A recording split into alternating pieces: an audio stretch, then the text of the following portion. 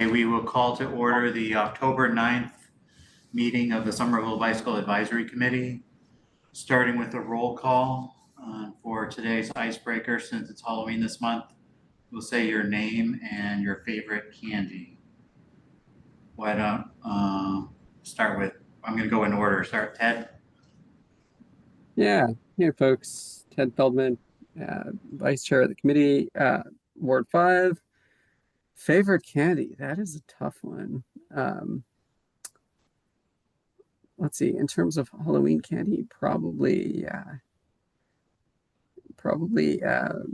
peppermint patties, and I think in general, a good piece of dark chocolate. Nice. I am next, Paul Morgan. I am acting chair tonight. And my favorite candy is peanut butter cups. I should also mention that Lena in absentia told me her favorite was Kit Kat. Go next to Adrian. Yeah. Hi, Adrian Agrawal, Ward 5. I like kids water. We can't. Your audio is very low. Oh no. I don't know if that's just, is that on Zoom, is it low also? What about this? Can you hear me better? That's much better. Cool. Just had to pick a different one. So I'm Adrian Agrawal, Ward 5, and Sour Patch watermelon candy is my favorite.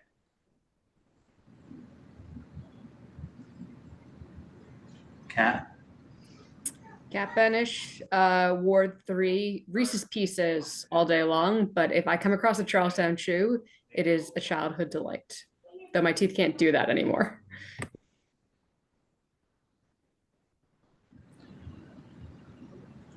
Alex. What's the question? Favorite candy. We're definitely, it's funny, my favorite candy is Reese's Cups, but I'm now, after having Gracie's Butterfinger and Butterfinger ice cream, I'm a big fan of that now, because I normally don't like it. I may have to.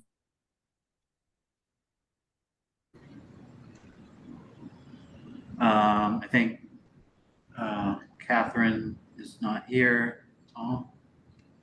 Tom Lamar, peanut butter M&Ms, not to be confused with like the hard peanut M&Ms. Ward 1.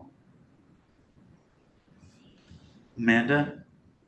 Hi, Amanda Reichel, Ward 3. I like regular, like widely available favorite Halloween candy is probably Snickers, but sometimes you find houses passing out little Tonys, Chocolonis, and those are really exciting when you find them. And I have to say, nobody here has said Reese's, which is kind of interesting because now I have a like Boston area kid who says it that way. Greg, would you like to go? Greg Hannafin, Mobility Division, Community Liaison. I love a good box of Junior Mints, especially when watching a movie. Rishika, Mobility Division. I'm gonna say Kit Kat too. And go with Lena. And we have one guest. Please state your name and your favorite candy.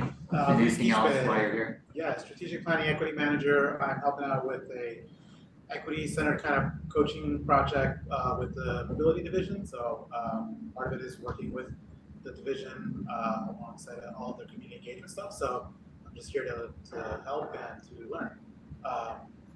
My favorite candy, probably, I would also have to say Sour Patch Kids, like watermelons. Like that's really good. Are my favorite. Amanda, did you get the name okay? For the No, minutes? I didn't. Can you put it in the chat, please? Yeah, I can do that. Thank you. Lena also qualified that Kit Kat was her favorite mass-produced candy. So I don't know if we should all feel ashamed for not mentioning artisanal candies, but next we will have any comments on the prior meeting minutes. Hearing no comments, do we have a motion to approve? I so motion. Do we have a second? Ted? So Amanda, that was a Tom and a second by Ted. Next, we will discuss. Chair, we should take it to a vote. Oh, sorry. And then we'll take that to a vote by raising your hand or saying aye. If you approve, raise your hand or say aye. Aye. Aye. Any noes? Any nays? All right, then the minutes are approved. Next, we will move on to the outreach and engagement area. I don't know if Adrian or Amanda, do you want to start this? Or I guess I could talk about the first item here, the festival hopping ride. We had that recently. It was a series of rides to and from recent festivals. We had, or the most successful of those was going from the Gilman Square Festival to the Assembly Row Festival. I think our takeaway was that we probably should have started earlier because most people were at the Gilman Square Festival earlier on. So, but we had it was a successful ride safety wise, and the Somerville police were very helpful. I think we'll keep trying different ride concepts in the future.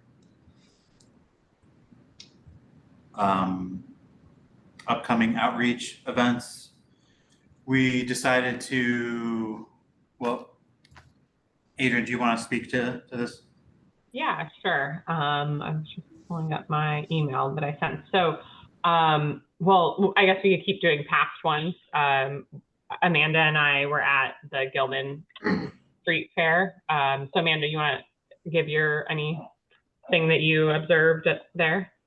Yeah, I thought it was really a nice venue to meet new residents of Somerville. It seemed to be, a popular festival. Lots of people came out, new residents, old residents, a lot of positive interactions and conversations. So it was one of the better, I think, events I've attended as far as getting new people or people who haven't really interacted with us before. Yeah, I agree with that. We didn't have anything like to take people's names, but we have these cards that have old socials on it, but they are still nice cards that I gave out to some people and was just crossing out the irrelevant information and putting like blue sky and adding our Instagram on there. So, I mean, if we want to save paper, we can just write on it as people need it, or I just did a handful of them before people came.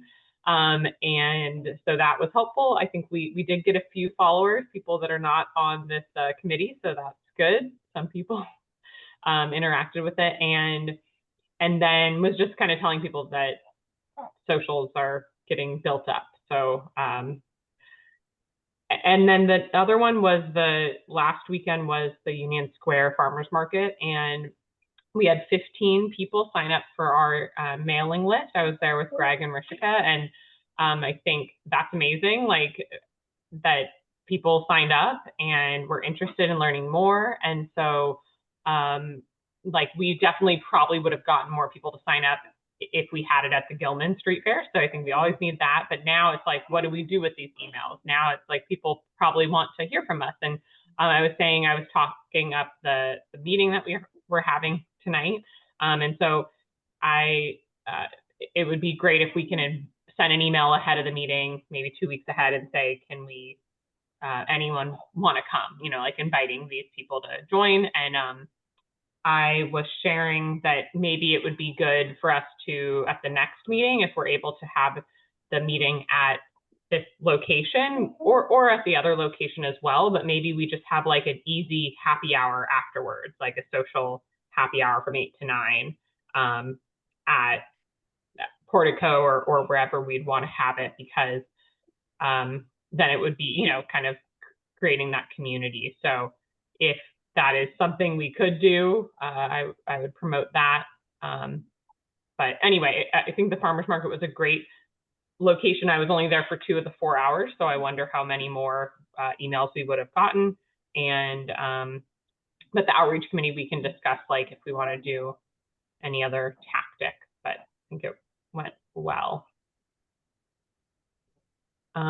And the ward buttons that Lena made are great. People were excited to represent their wards. We just need to make more. So I know Lena's not there, but I was thinking maybe we should make some more ahead of Monster Mash, which is the next upcoming outreach event. And so I emailed Lena, maybe she can get back to me that if she needs help, unless she likes making buttons, then she can make more buttons, but it seems like kind of a laborious process. I think that's it. Anything else from the outreach committee?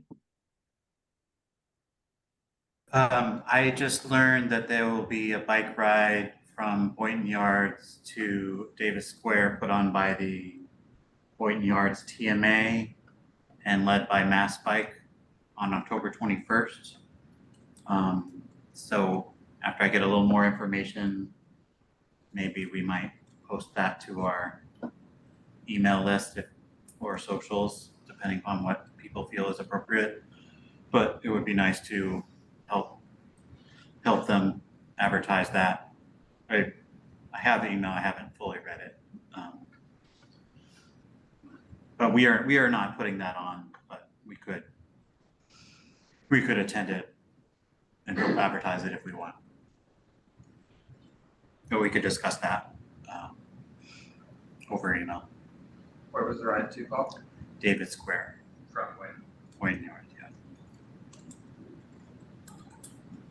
And that is at, there's a gathering from 4 to 5 where Mass Bike will go over some bike maintenance and safety stuff.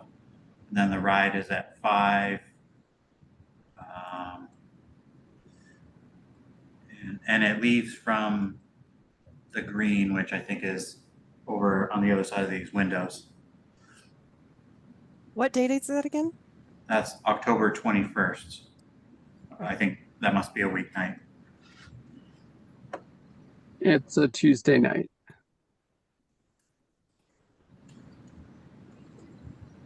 Is there something doing that Tuesday night in Davis Square, or is it just a ride? I think they don't talk about their destination.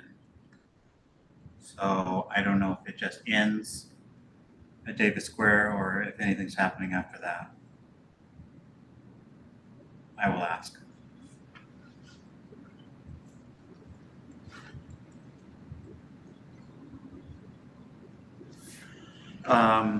Move on to discussing the SBAC website. We are going to design a simpler version of the website, probably with less content. So we may have more on that at a future meeting. We discovered that the domain has expired, and we are trying to track down who has the domain on their account. And we have one lead on that we're working on. Also, in a meeting, it was suggested that there's a model for the city providing the website instead of the committee members doing it. So we may consider that, or maybe some hybrid. PTAC's what PTAC does. So that's also to be discussed. Are there any public comment or other comments on outreach and engagement? The PTAC model is a hybrid model, is that correct? That they both have some content on the city website and also website that they have ownership of? I cannot answer that question. I know, well, so they have I'll share the link to their city website. which has information about the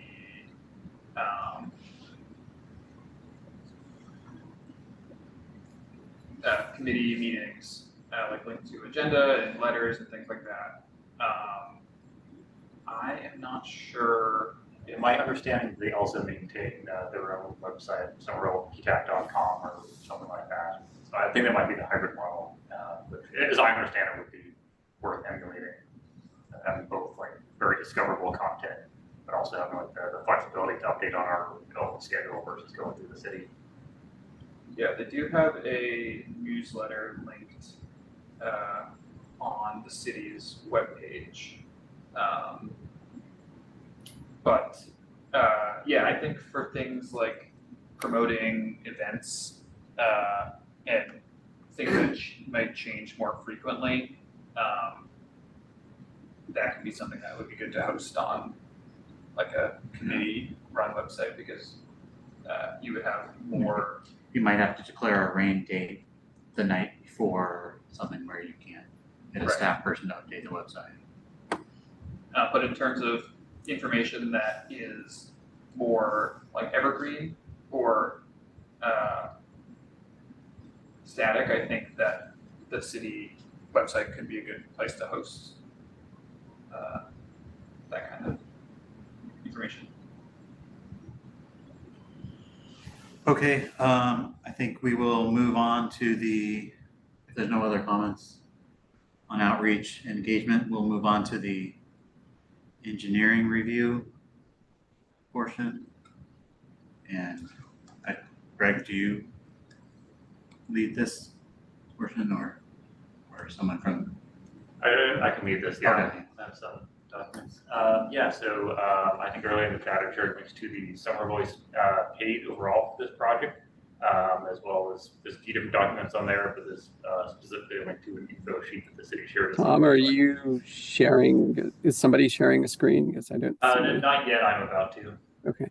And yeah, just curious, did folks have had a chance to like look over some of the materials for that project overall? Which, the community path? Yeah. What are we talking about? Oh, sorry. The community path project. I've looked at the very general stuff the city put out. Here, So I'll pull with up that, the site.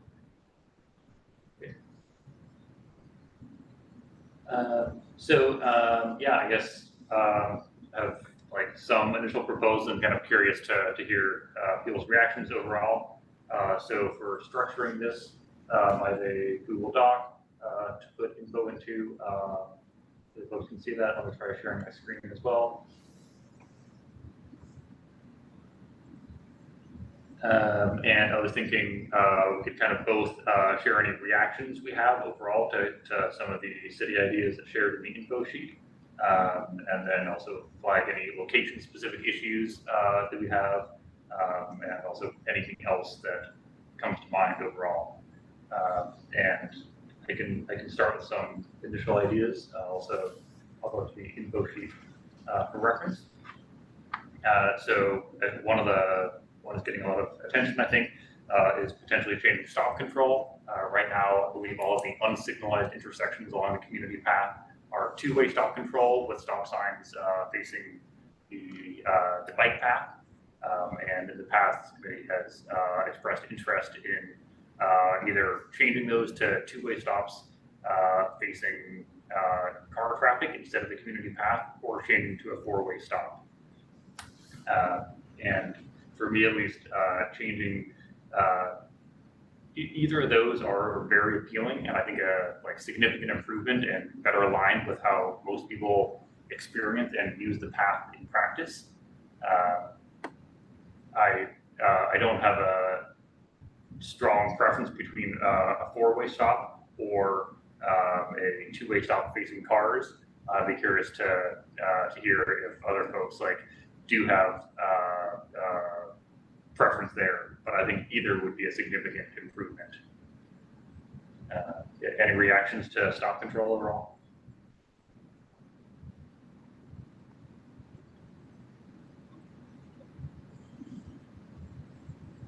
I mean, so I guess which part of the problem are we trying to solve. I just stop signs are not always too well respected. Good point. And Amanda, did I see your hand up as well? I was just so my current experience is that though the car drivers don't have a stop sign, they tend to do the stopping, and even though I sometimes stop, I get waved on. So it's almost like, yeah, four-way stop or the cars getting the primary stop seems like the way it's going in practice, and to like make that actual, it would cause less confusion perhaps. Like I don't know, if there was just a one of the four ways, having the street traffic have the stop sign would be my preference, and then four-way is also fine, I guess, too. But I don't think I don't think people would actually use it as a four-way stop the way you are supposed to. Yeah, building on that and thinking about it, and it kind of varies by the intersection, kind of depending on the sight lines too. I think there's a couple of intersections where I agree. I think when you're the older community rail pathway, you get closer to Davis. I think I completely agree with Amanda. I think that's absolutely how people treat it. The cars stop and the pedestrians and the bikes are waved through. The newer community path, I think it's still 50-50, which is, I think, some of the sense of safety. That's also where the cars tend to be faster since those are bigger roads. Thinking specifically Central Street with the construction at Junction Park really impacting sight lines. And then the horrific intersection at school that we all know. And so that's where I think my preference would be thinking through this and how it's used as like four-way or two-way, but I just don't, just especially when they're so close together, the bikes, especially that starting and stopping, they're just not going to do it. And therefore, how do we design for something that yeah. So I don't know. Either way, but I agree that people are essentially using it as a four-way stop, or all cars tend to stop. And especially at my preference, whatever gets the cars to stop and everyone at least like look around in those newer intersections. I don't know if that helps. Yeah, very helpful. One follow-up question. I'm curious if you think you mentioned Central Street. I'm curious, other than that, it feels relatively similar on different community path intersection stop signs, or if others, Bedford Street comes to mind due to the other zigzag there. If those feel like they would need different control. Medford is just a bad intersection, and I don't think the stop signs are going to fix that. The stop signs will help, but it's just such that it's the over-the-shoulder turn. But the one right beyond that, I forget the name. Walnut. Is that where the garage burned down? Yeah, that's the next one down. Yeah, it's Walnut. Mm-hmm. So that one, School and Central, are where cars will still bomb, and you have to be just very cautious. Mm-hmm.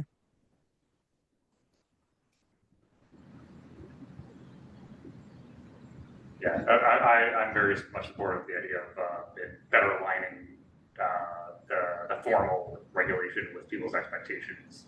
I agree that in practice, like cars often yield, but both like sometimes I think people biking feel they need to slow down because they're not yet confident that a car will stop. So it may even be better for cars if people biking get more trust that a car will stop, as well as I've occasionally seen somebody driving like yell at people biking for not yielding to the cars the way the driver assumed they would.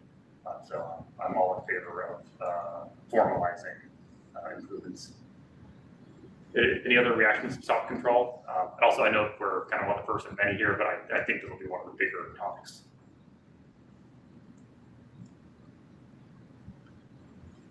Yeah. First of all, Amanda, I'm sorry, I think I cut you off earlier, so apologies about that.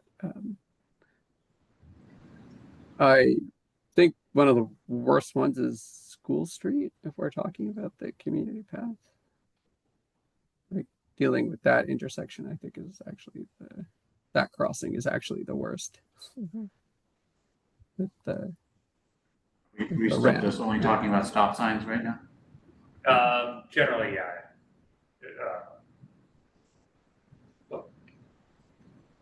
All right, so maybe if we have something for stop signs, and then we can open it up more broadly. What I'm hearing is that we're very supportive of changes to stop control overall. I'm not hearing a strong preference for necessarily like two-way stop control with cars stopping or four-way stop control. Let me know if I'm mishearing consensus.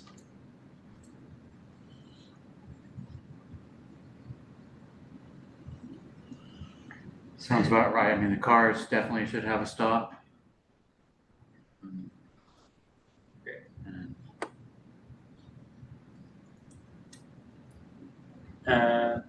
Cool. And then, yeah, with that, I think there's some other areas to look at specifically, but maybe actually first we'll just open this up in general for any topics that people think are especially relevant here. And then I think there's a couple others, a couple other topics that I want to make sure we cover within here. So yeah, generally opening this up, like what is people's reaction generally to the various proposed tools on here or other interventions that folks would like to see? Maybe starting with Ted, back to you about School Street.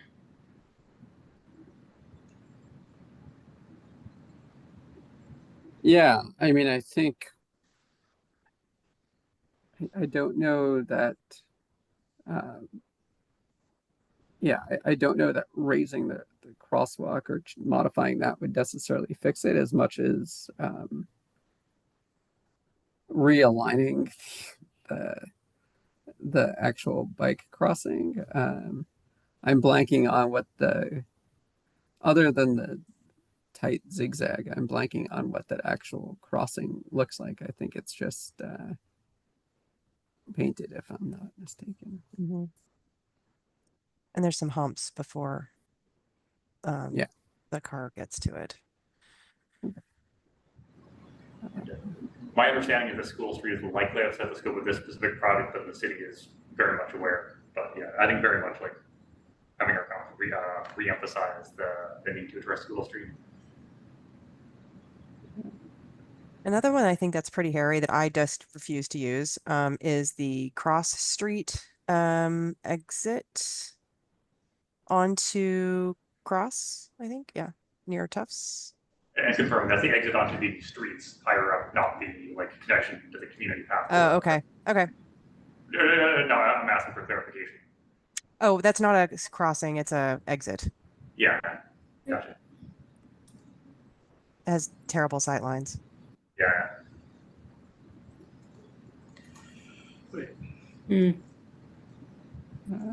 Actually, I wonder if there's some opportunity with grounding McGrath to make changes to that area. I'm not sure what the changes would be, but. Amanda, are you referring to where the ramp, like the exit entrance ramp, meets Cross Street? Is that? Yeah, so like if you're going eastbound and you want to get off on Cross Street, you head the ramp up and you're not seen, or you can't really also see anything happening on Cross Street. Once you get up to the street level, so not on the ramp itself. Or... Yeah, it's getting onto the street and concerns about that maneuver.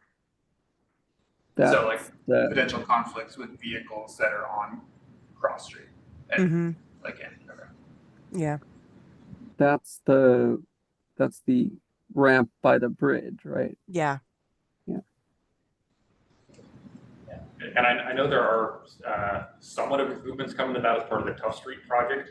I think not improving the actual off ramp there, but improving once you crossed over the bridge, like the sidewalk on Cross Street for about a block will be improved.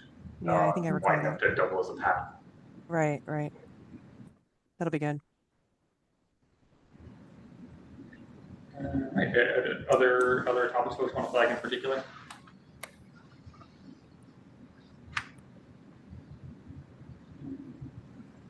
I'll add in a couple more myself. Feel free to jump in whatever.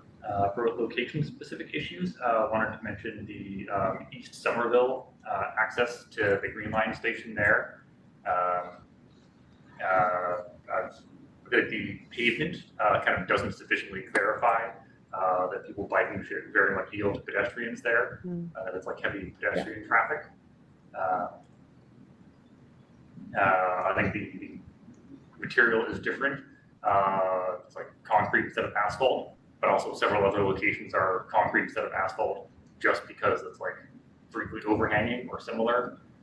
So I would love to see either like clearer crosswalk markings or perhaps yield to pedestrian signage there. Can I build on that and say that same thing should be at the Yeah. Gilman Square? And I think that's one of the reasons the School Street intersection, not only is that it's across, it's just the number of pedestrians who are coming, like it's a high pedestrian, there's like everything about it is a high conflict zone. And I think that it also would benefit Gilman Square in addition to East Somerville in terms of yields and some sort of equivalent of traffic calming. And you're thinking specifically the exact access to Gilman Station, like the entrance to Gilman Square Station. Is you come out of Gilman and you take a left, there are no sight lines, and if you forget there's a bike lane there, like you can just you have no time to react or stop. And if a full green line train is emptying out, it's just a lot of people. Mm-hmm. And the pedestrian should have right away. So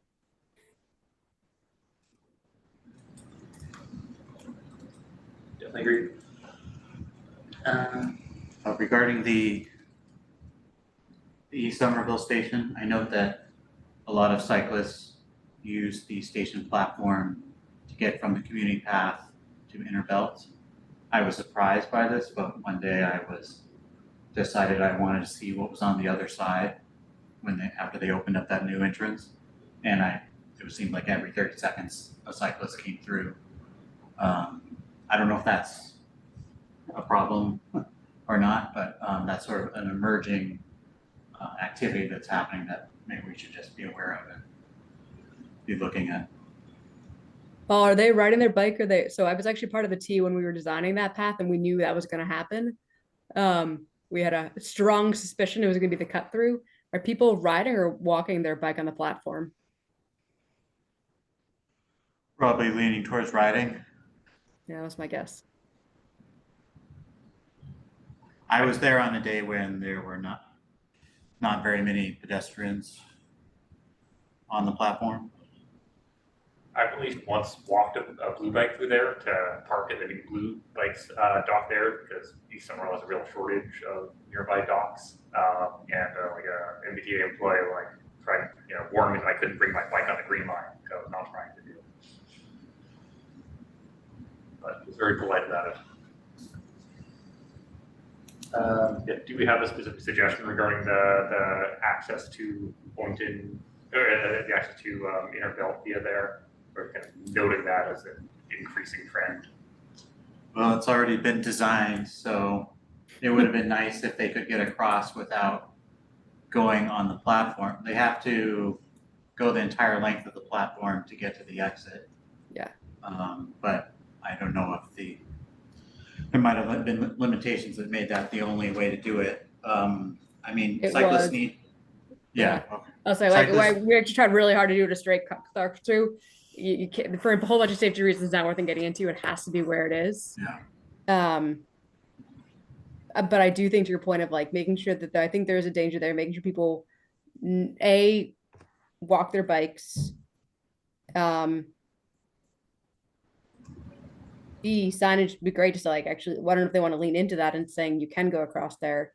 And then C, there's eventually supposed to be a bridge being built there in the next few years. That it would be at some point, whenever that comes up, I think it will be built by one of the property owners of Interbelt. That should be a much better connection.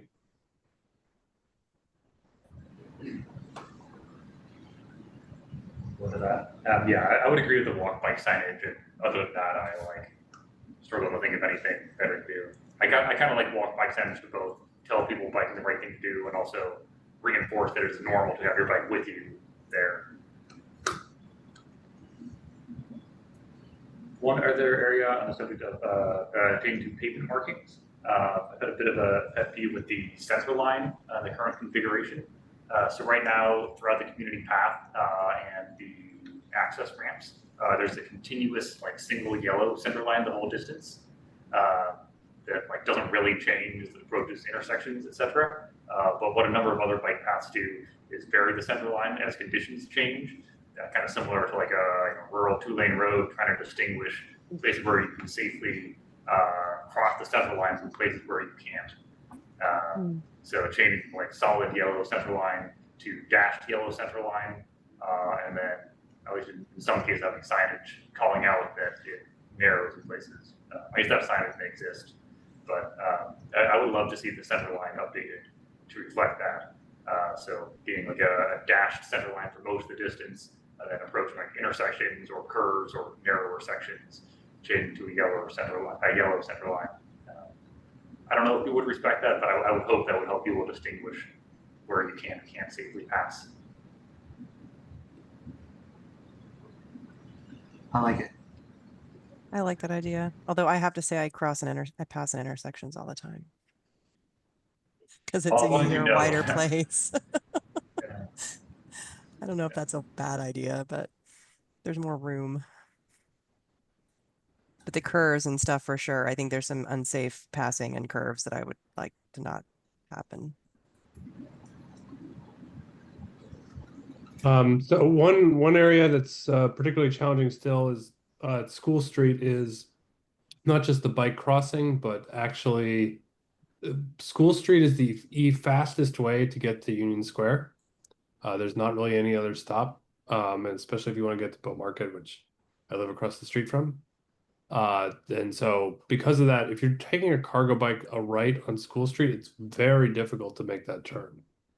And this, as others have commented, the sight lines are kind of not great. And so I see the potential of a raised crosswalk at that intersection to be able to not only just go straight, but to be able to make that right, to get up School Street past Highland and down. And making sure I'm capturing that correctly, that's like if you're doing sort of a zigzag to first go through the misaligned sidewalk and then turning right onto School Street to. Yeah, exactly. And it is by far the fastest way to get to Union.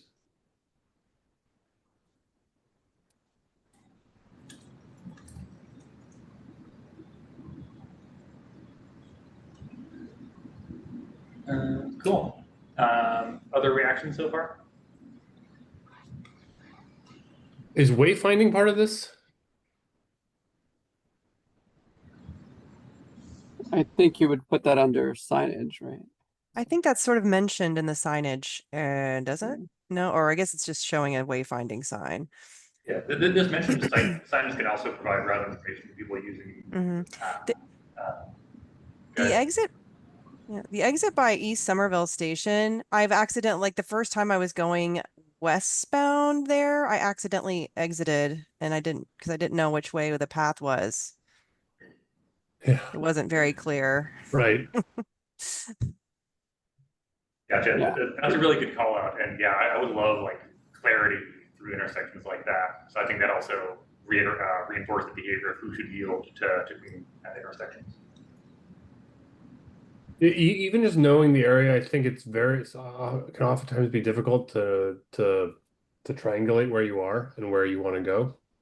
And so I just think, I don't know why I have this problem on the new part of the path and not the previous one, but I don't know if it's just me, but the wayfinding seems to be much more difficult. Partly because you're oftentimes lower than everything else, and so you're not used to where things are versus the previous community path. You're right in at grade. Yeah. I know there's wayfinding on the new section, there's wayfinding at least to Magoon. I don't remember if there's wayfinding to Gilman and East Somerville or Leechmere after that. Yeah, out of curiosity, for wayfinding, do we have any like specific recommendations of areas that are especially needed, or styles of wayfinding that are especially useful, or are we just generally reiterating the need for wayfinding part of this? I think knowing what street you're about to cross can be helpful. I don't know if it's always obvious. That's always been my problem when I'm on any off-road path that intersects with roads. I like, where am I? I have no idea. Yeah, echoing that. I think it's also, kind of recommended routes to getting places. So let me try and think. Like Union, Union Square. yeah, Union Square entrance. The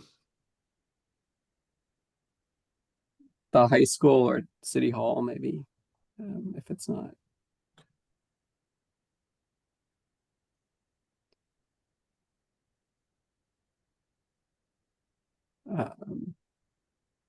Even just the path, path entrance, getting North Point Park.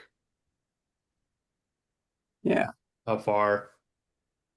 And if I can clarify, when you mentioned like getting to a destination like Union Square, are you thinking primarily signage like on the path saying like take this exit to get to Union Square, or like signage once you've exited saying continue this way, like in the street toward Union Square, or both? I think you want it on the path telling you you need to make this turn. That might be, yeah. I mean, some of that might be a bike network connection. Like Alex is right that School Street's probably the most direct route to Union, but given the work on Central with the bike lane, that might be the sort of preferred approach. Right. So I think like actually, signage to connect to other pieces of the bike network would be helpful. And maybe to schools, like I think the point about the East Somerville station was already great. But like the exit to Cross Street and orienting yourself to which way, like the East Somerville School is and which way to, downtown and East Somerville. And I think certainly if there is a preferred approach to get from the end of the community path to the linear path on the other side of the Holland Street head house. Right. Because I've seen every permutation of people crossing that. So, like,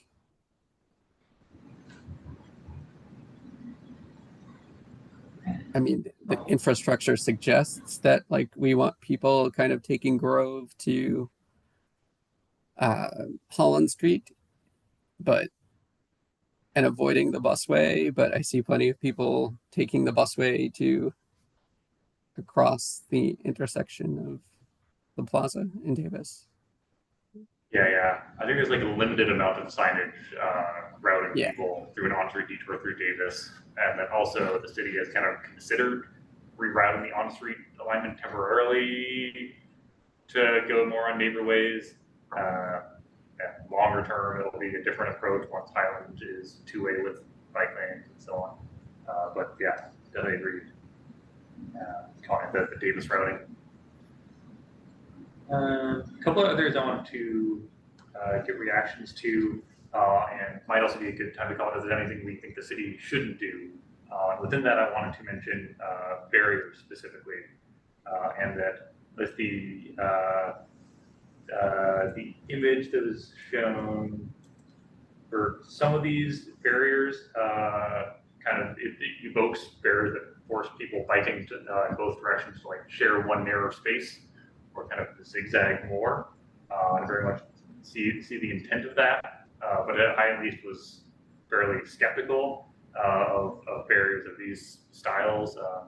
For me, I feel like there's too many conflicts due to the narrowness already, and that this would just cause more conflicts. Curious for reactions to that. I don't want more barriers or more throttling or more narrowing. It's already causing problems as it is. I don't want to make it worse. And I actually would throw in, I don't like the bollards where it's narrow at the new parts. It doesn't keep the scooter the motor scooters off the path, and it makes it like more dangerous as you're approaching those narrow entrances and exits. Some of them Yeah. have like 4 bollards, which is a bit excessive, or 3 maybe rather. Yeah, I know a few years ago, Lexington went through a project in their section of the Minuteman that they removed what were formerly like very rigid bollards there. And I think some people biking had crashed into and like replaced those with traffic cones. And I think sufficiently narrowed the view of the path to make it obvious that it's not a street, while still like not being a hard object to crash into. That might be those specific ones might be too bulky for the community path, but potential inspiration. Yeah, curious for other people's reactions to barriers and bollards in Maryland.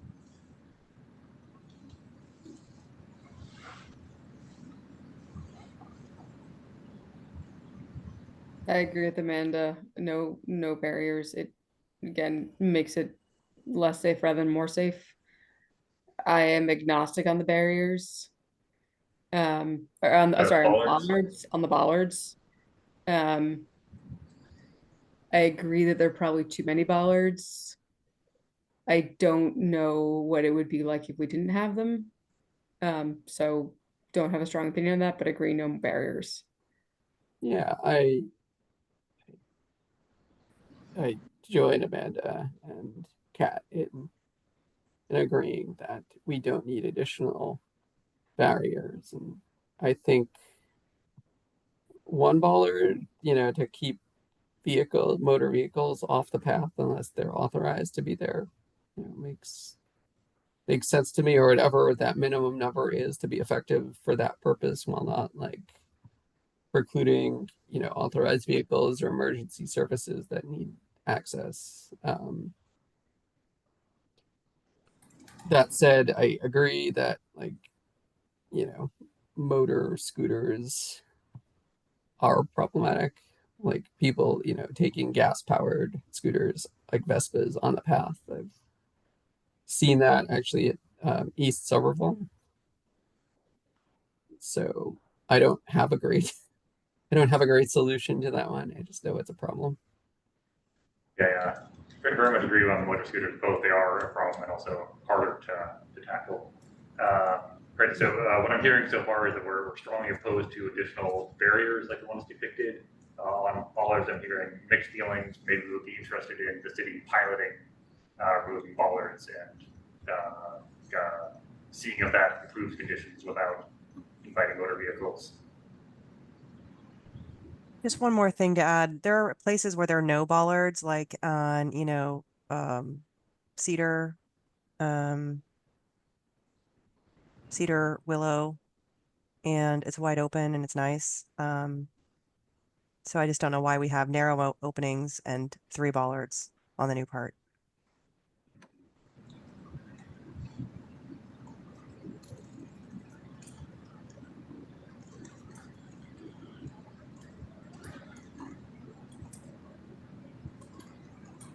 Right. Those are most of the topics I had here. Yeah, with that, we'll just generally open it up. I know that we didn't cover like signals or the speed hump / raised crosswalks topic, other than noting supporting a raised crosswalk at School Street.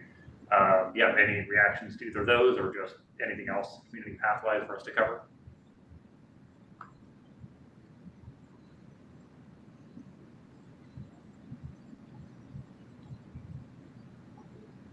I don't know if signals make sense anywhere on that path.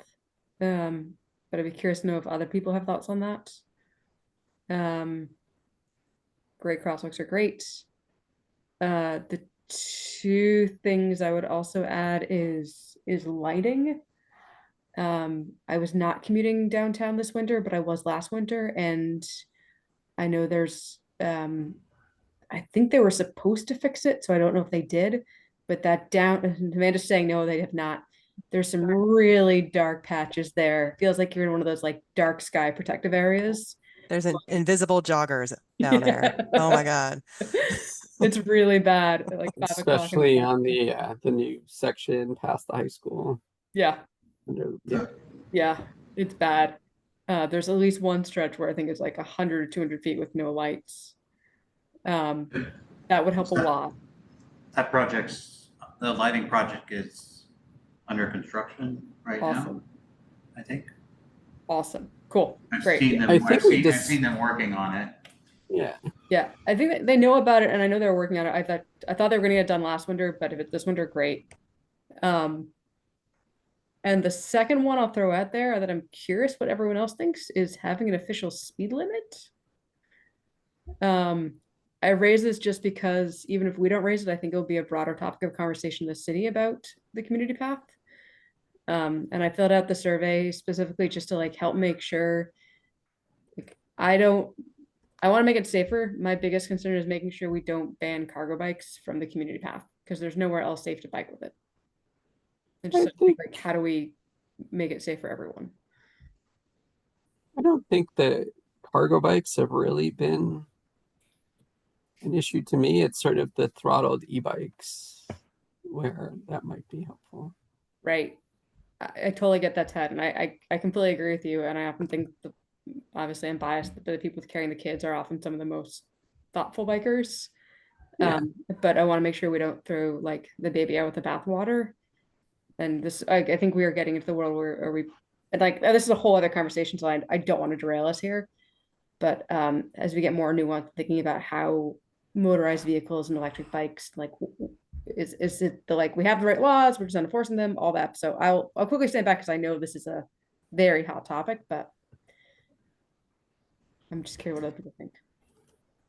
I mean, I think that a lot of people, I don't know, I hear a lot of like, oh, the e-bikes go too fast, but it's not just e-bikes, it's a lot of bikes, it's a lot of things. Yeah. And I agree that, you know, being just a better sharer of the path and being conscientious about the other people on it who are going slower than you is important, and how to, you know, manage that.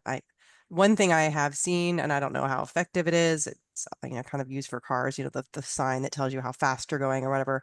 I think a version of that on the Southwest corridor is like a smiley face. I haven't gone too fast to make it make me a sad face or whatever it does. I don't know.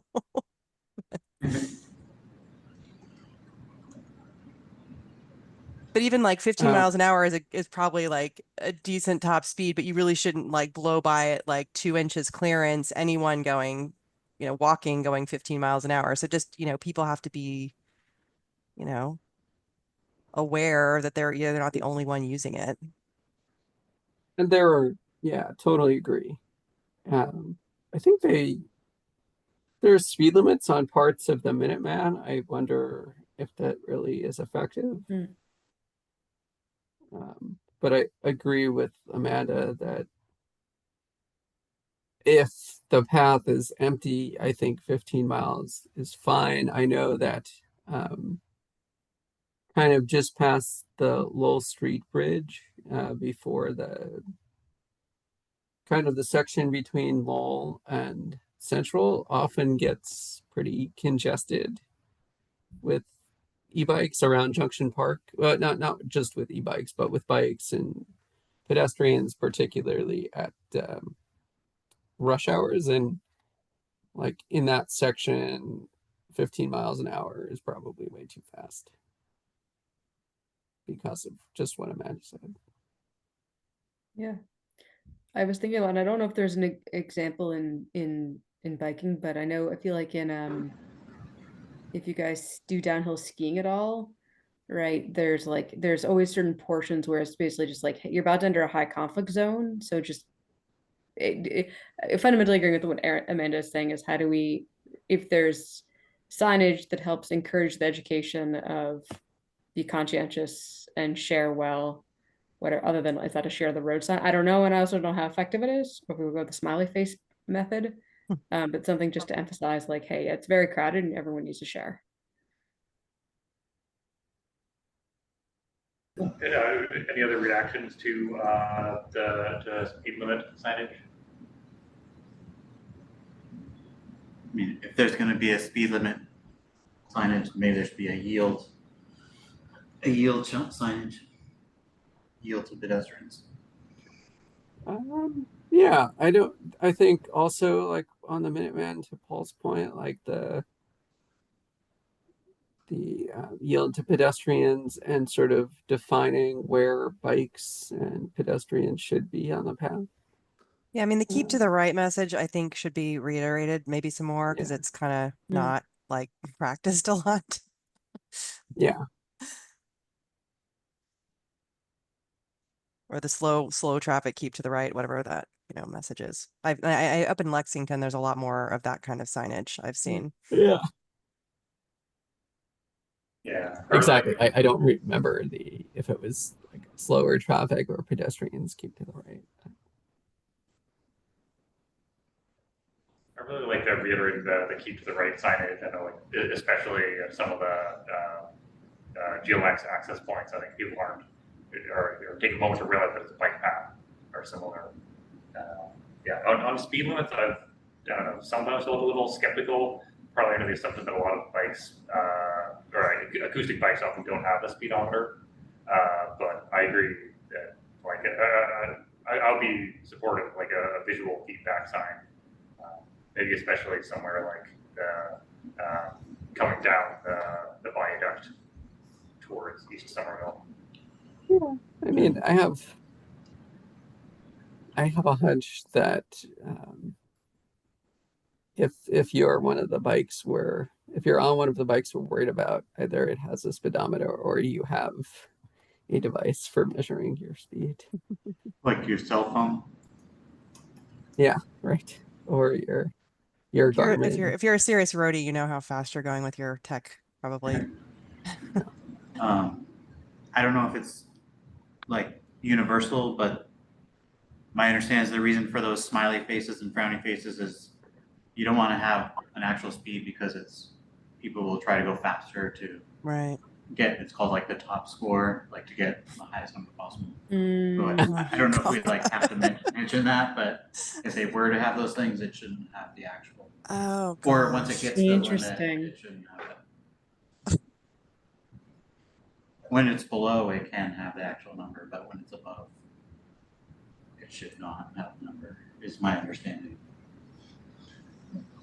Right, and for speed limit signage, what I have here currently is open to speed limit signage or speed feedback signs. Is that accurate, or do we want to better, more precisely articulate that?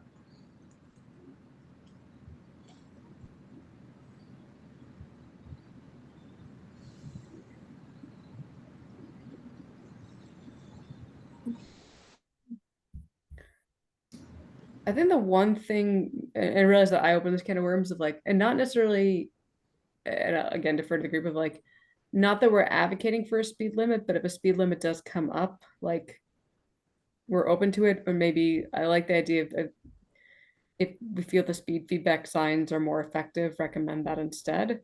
But it may differ to you guys I was just curious what the group was thinking about it, because I just don't know whether or not it's effective, and something was top of mind.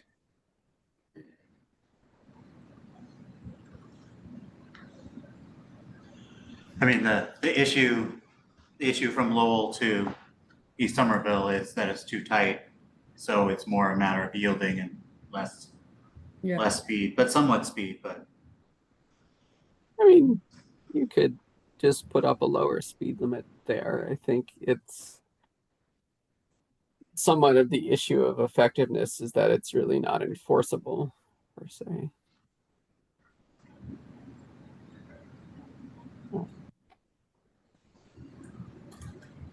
But it could help, or at least make people aware that,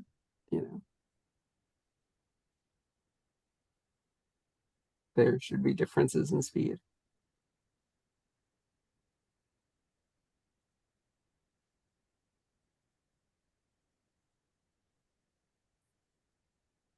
Updated this to open this with signage, but more supportive of speed feedback signs. Reiterating that currently. All right, let me know if should rephrase that, and yeah, let me know if there's anything else. Chair, how are we doing on time? We allocated 20 minutes to the next section, and we have more than 20 minutes, so we're on a good pace. Cool. With that, I'll ask anything else on here that we should lean into more. And then, whenever we feel like there's any good point, we'll do our usual move of endorsing this general summary or views and task our leaders to submit formal input.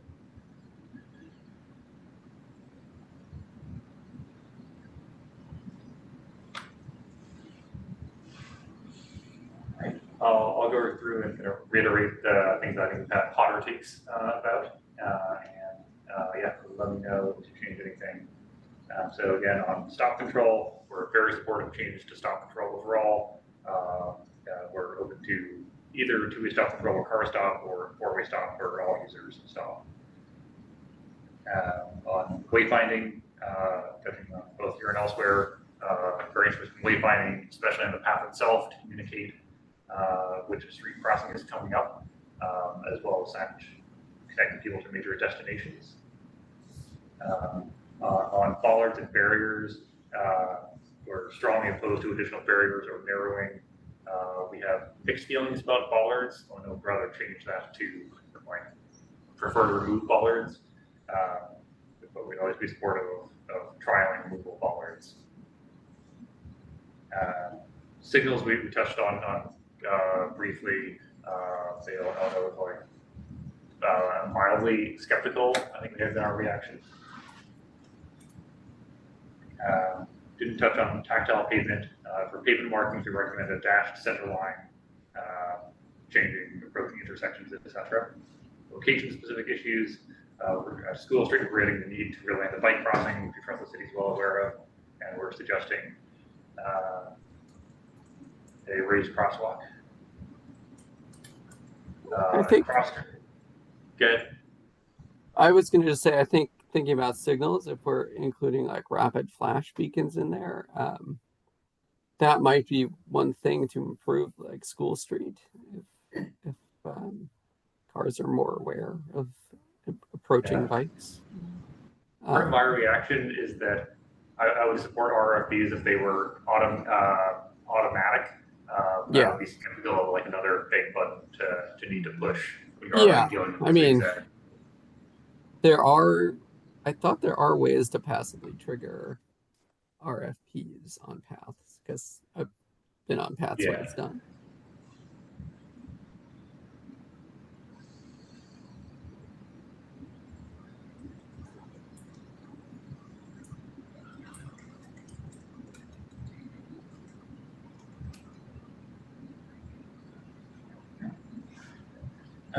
Cross street ramp, reiterating that sightlines are like very difficult at cross street. The East Somerville Green Line and Gilman Square emphasize the need for crosswalk markings or otherwise reinforcing pedestrian priority at these crossings. At the East Somerville off ramp, we recommend distinguishing the off ramp versus the mainline path. We're calling out the demand for people with bikes to cross East Somerville Station to access Interbelt. We recommend walk bike signs through there. For wayfinding, we recommend wayfinding to schools and for the connection through Davis. For lighting, we're calling out that it's still an issue, which will hopefully be addressed by the ongoing project. At a high level, we're reiterating that the community path extension should support parents with cargo bikes, or people with cargo bikes in general, and we should be skeptical of any interventions that would make it challenging to use cargo bikes. Speed limit signage, or open to speed limit signage, but we would be more supportive of feedback messaging signs than the speed limit itself. We recommend reiterating keep to the right with signage and striping. Anything else before we vote to endorse this?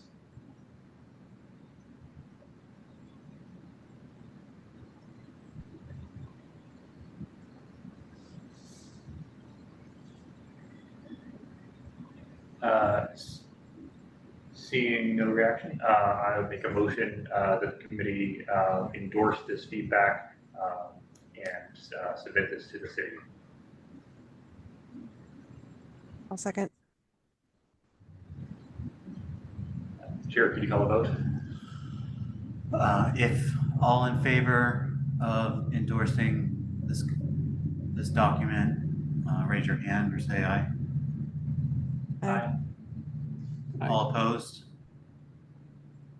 Hearing no opposition, we are in favor.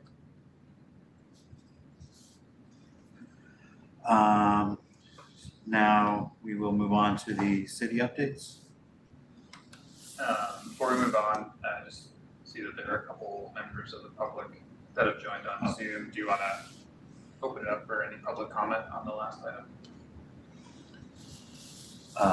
Yes. Any members of the public with any comments or questions, raise your hand.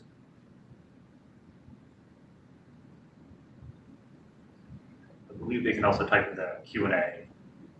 Or type in the Q&A. All right, I'm seeing no hands. So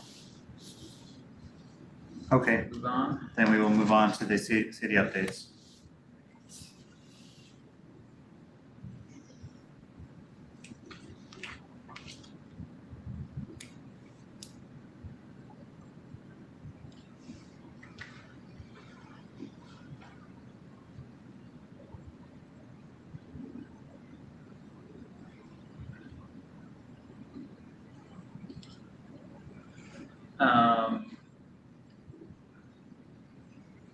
So we are coming towards the end of sort of the summer events outreach season, but there are a couple of noteworthy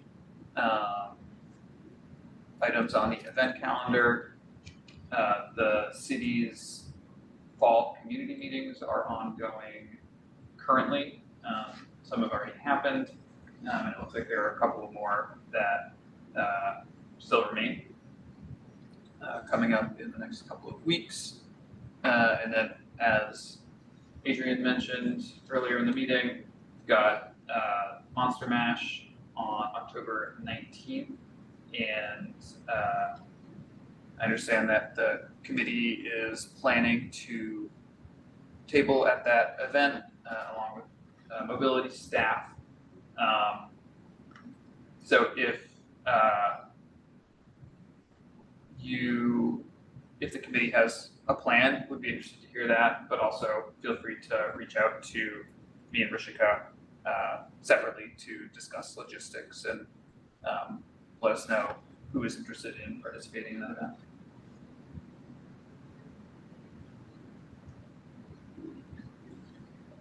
We have a number of quick build projects that are in various stages of design right now. No major updates on Middlesex Ave, other than that implementation is happening right now. Elm Beacon Connector and Somerville Ave are both in between phases right now, with designs continuing to be developed over the winter. We just discussed the community path safety improvements project. There is a survey that's open now, so invite any members of the committee and members of the public who are interested in submitting individual feedback to respond to that survey. It'll be open until October 21st. And then the Medford Street and School Street bike lane project, we expect precast concrete curbs to be installed on the existing two-way protected bike lane on School Street in October or November, and then Medford Street at this time is delayed and continuing to sort of work through the administrative aspects of that project. Could you clarify what the current holdup is with the Medford Street bike lanes? My understanding is the ongoing Western Pearl project is really being designed around the assumption of like a two-way path making sense. And it seemed like the city had been like planning for some time to do that installation. So the implementation of that project is dependent upon traffic commission approval, and there were some just outstanding questions from the traffic commission that have delayed the approval, and so at this stage of the year,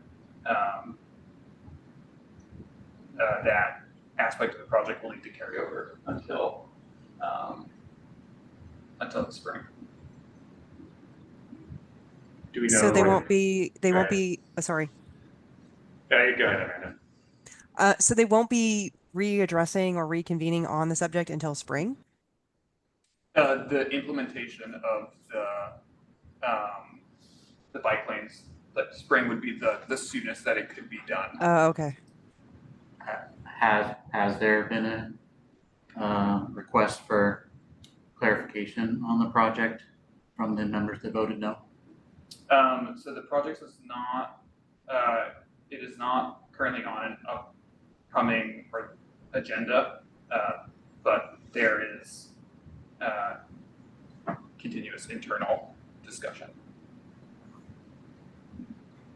And there is information on the project webpage, and that will continue to be updated as there's new information to share there. Rishika and I are not directly involved with that project, so we aren't familiar with all of the sort of details of it. Maybe you won't be able to answer my question, which is if the traffic commission had given approval, would we have had implementation before the end of the 25 construction season? That was initially that was the plan for the project. Okay. But it's dependent upon that approval. Yeah, for sure. Thank you so much.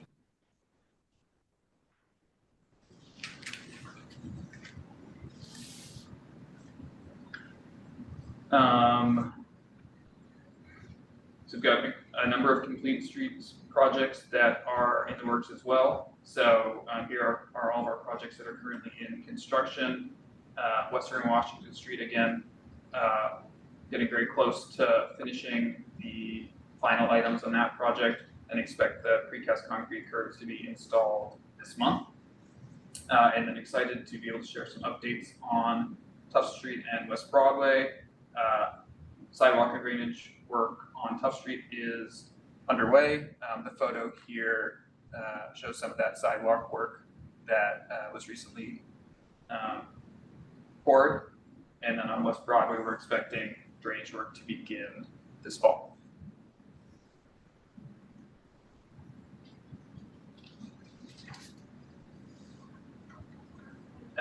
Complete streets design. Western Pearl, the updated design was recently published, I believe, last weekend with the open house, and all those materials are now available online. We expect the design review of that project to be on the committee meeting next month, so I would encourage committee members to review the designs. If you're interested in sharing feedback, it would be great to have the engineering and evaluation subcommittee take a look at this one before next month. And there are also opportunities for individual feedback. So we've got the survey open until the end of October, and a couple of virtual office hours coming. The Broadway Lagoon reconstruction project is the complete streets headliner for that will be coming after Western Pearl, and that project is having its kickoff virtual meeting in a week, next Wednesday, and then again some other outreach opportunities with pop-ups and survey that will be going live soon, and we expect to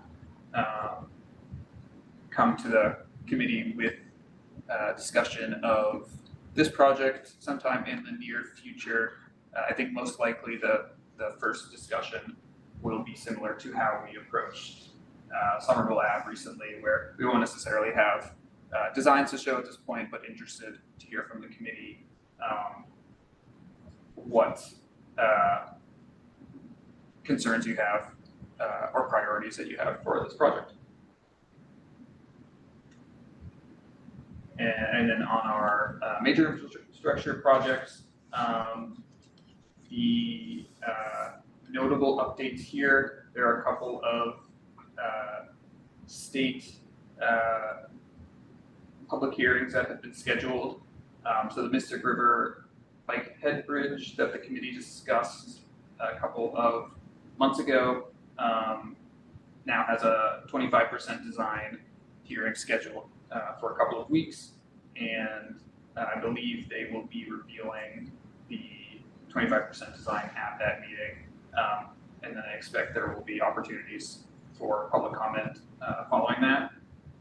And in December, so a little ways out, the McGrath Boulevard project has a public hearing scheduled as well. And that's it for the city update. Any comments or questions from members of the committee? I have another question about Bedford Street bike lane, if you don't mind going back to that. I was looking at the Summer Voice page for that, and remembering that apparently this is part of the participatory budgeting from back in like 2023.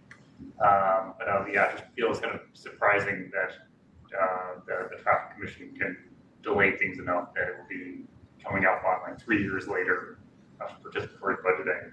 I guess I was curious if like any other participatory budgeting winning projects are sort of stretched out that far in implementation. Unfortunately, I don't have the answer to that at this moment, but can certainly bring the question back to our team and follow up with you. Yes, yeah, more just the spirit that I very much hope there are no further delays in what somewhere else is a few years ago.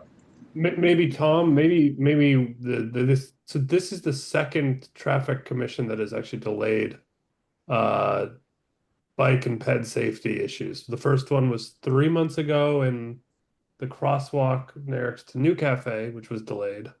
2 months ago, or last month, I think, it's the School Street one. So my ask maybe is that this committee writes a letter asking for clarification why safety improvements are being delayed by the traffic commission. Maybe at least for those two, and to understand the argument. But my understanding is that the most recent one, no reason was given at the public meeting, so. Both of them, there was no reason given. It was just votes. And I don't think they necessarily have to give me reason given in that, but I think it is on us as the kind of advocates for safety not delayed, especially on bike issues that we ask for clarification. I'll be very supportive of the committee writing such a letter and yeah, explaining why these projects are so important to the community. How would that normally work? Would someone draft a letter to present at our next meeting, or is that? It could be either somebody writing a letter to bring at the next meeting, if the resolution at a meeting were sufficiently clear that the officers could execute on that wish outside of a meeting, that would be fine too. Okay. I think we're clear on the points that we would like clarification for the no votes and the process of getting to yes on those votes. And I'm not sure, is there anything else we need to clarify for the content of the letter? No, I think it's just a question of clarification. Like there may have been good reasons, but none were given.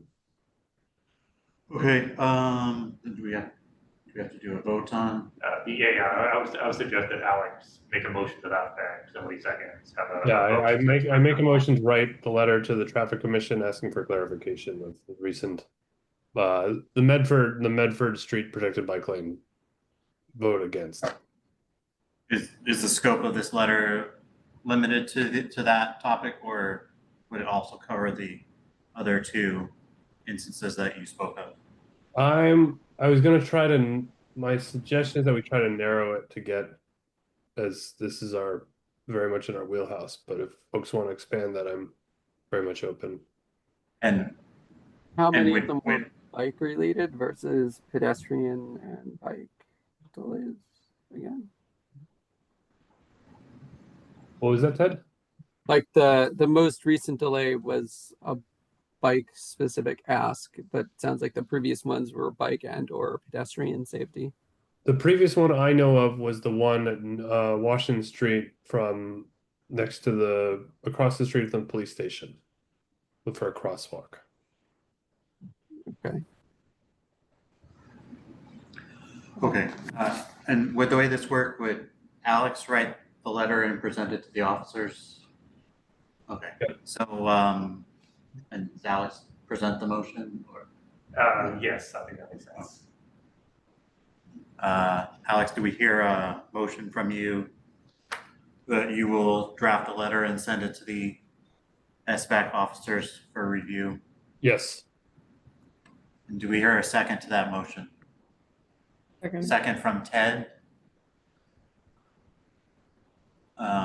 And all in favor of this motion, say aye or raise your hand. Aye.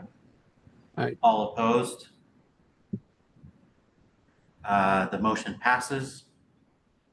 We'll look for that email. Are there any other comments from members of the committee on the city updates? Are there any comments or questions from members of the public on any item tonight? You could raise your hand or put something in the Q&A.